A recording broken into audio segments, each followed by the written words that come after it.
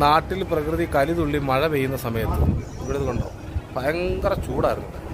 ആ ചൂട് കഴിഞ്ഞ് ചൂട് മാറി ചൂടും തണുപ്പും എന്നുള്ള രീതിയിലോട്ട് ഒരു കാലാവസ്ഥ വരും.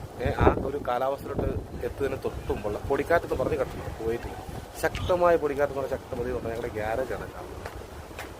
തൊട്ടടുത്തേക്ക് മാത്രം കാണാം. അങ്ങോട്ട് മാറി കണ്ടോ ആ മരത്തിനപ്പുറത്ത് മൊത്തം അങ്ങോട്ട് ഒരുപാട് ബിൽഡിങ്ങുകളും കാര്യങ്ങളും എല്ലാം ഉള്ളത് നമുക്കിത് കാണാൻ പോലും പറ്റില്ല.